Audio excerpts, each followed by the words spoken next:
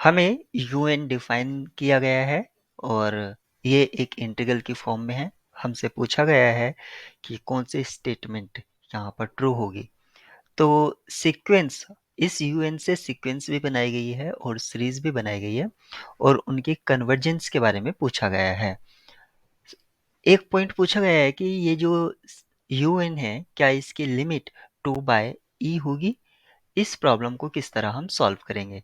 तो सबसे पहले हमें जो ये यूएन दे रखा है इसकी हेल्प से हम ये चेक करने की कोशिश करेंगे कि जो सीक्वेंस है क्या उसकी टर्म बाउंडेड हैं या मोनोटोनिक बिहेवियर रखती हैं। यहाँ पर हम यूएन को लिख सकते हैं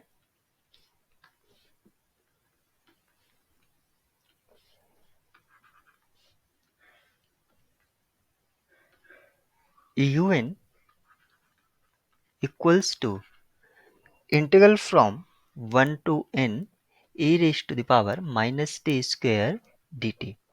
अगर मैं यहाँ से u1 निकालता हूँ तो ये मुझको मिलेगा 1 to 1 e raised to the power minus t square dt और इसका वैल्यू 0 हो जाएगा।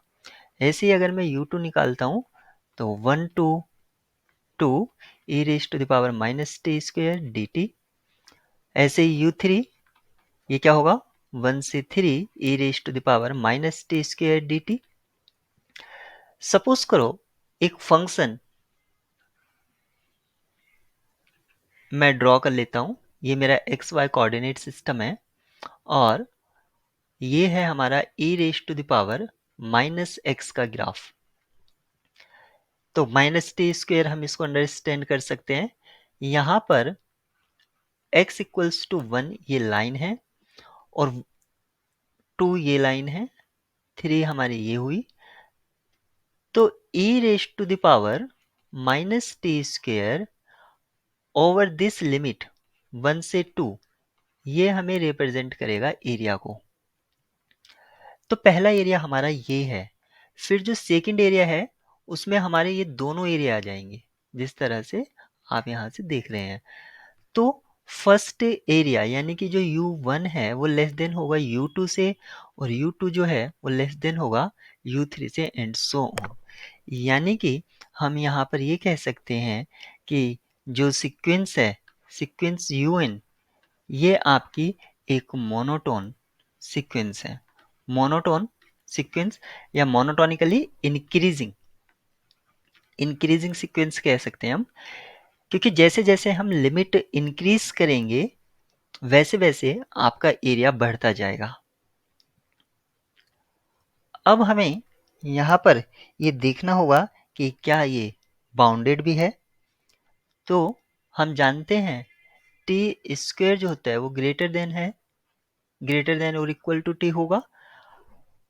यहाँ से अगर मैं माइनस से मल्टीप्लाई करा देता हूँ तो minus t square less than equals to minus t.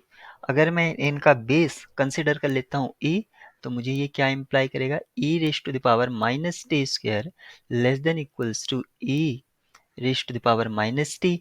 और अगर मैं अब यहाँ पर इसको इंटीग्रेट करा देता हूँ over the limit 1 to n, तो आप यहाँ पर देख सकते हैं विद रिस्पेक्ट टू t तो हमें मिलेगा 1 से n e raise to the power minus t square d t. और राइट हैंड में जो है उसको हम इजीली इंटीग्रेट कर सकते हैं e raise to the power minus t और माइनस और आ जाएगा 1 to n। लेकिन इसमें जैसे ही हम t की जगह लिमिट पुट करेंगे तो हमको क्या मिलेगा e raise to the power minus n plus e raise to the power minus 1।